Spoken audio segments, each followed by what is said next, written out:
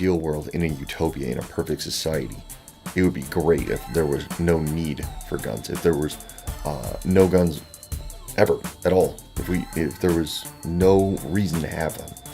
Unfortunately, this is not a perfect world. This is not a utopia. This is not an ideal society. This is a real society, a realistic perspective. And a realistic perspective is required to view this real society. As a result, there will always be violence. There will always be evil people. There will always be those who intend to do us harm. And to disarm the population writ large for me, is the epitome of naivete. If you disarm all the good people, all the bad people end up taking over, when it really boils down to layman terms. So, would I like it to be an ideal society where no one needs to have guns? Unquestionably. I'd love to just all live in peace and harmony and all that other jazz. Unfortunately, in today's realistic society, that is just a completely unfeasible option.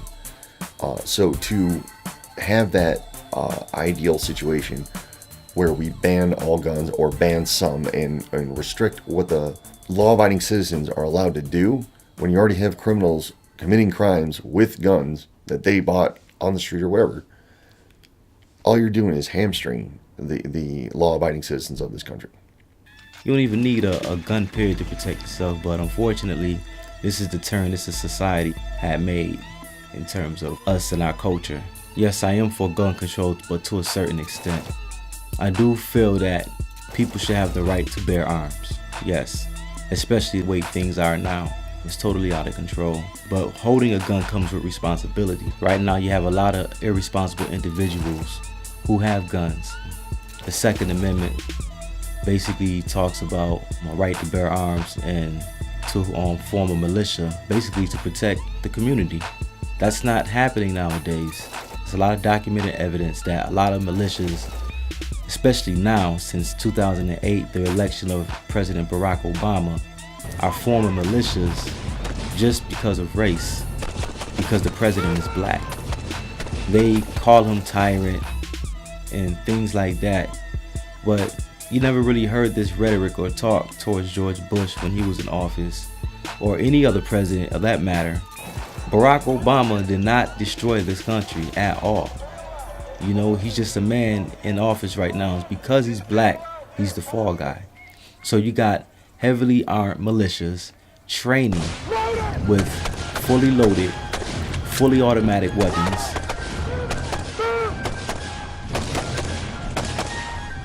Guns is fear-based in the beginning.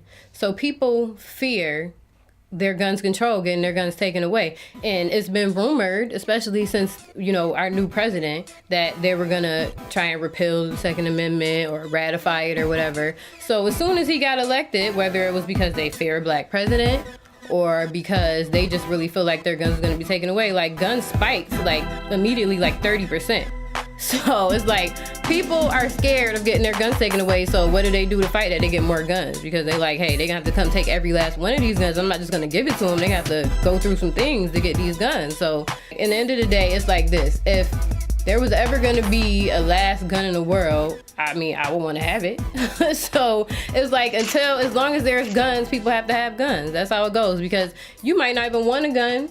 You might not be the type of person that really shoots people. That might not be the lifestyle that you want to lead, but as long as there are other people out here with guns, as long as the economy is bad and people are out here doing bad things or whatever the case may be, you're going to feel like, especially if you have a family, that you need to be able to protect them. So you're going to buy a gun just off the fact that other people have guns, and you don't want to be caught out there without your gun if they come up on you, which in the end of the day, it's all an illusion, because a gun doesn't stop somebody from getting killed. You can have a gun in your pocket and somebody could walk up to you and kill you still. It doesn't stop you. You still got to know how to use it and how to point it. And a bit of luck, because you got to be able to get your hands on it. If somebody just run up on you, that's it. It don't matter. But people feel protected, and they feel the need they have to have it if other people have it. And that's how the cycle goes. If somebody has a gun, you got to have one too, to make sure that they can't do something that you can't defend yourself against.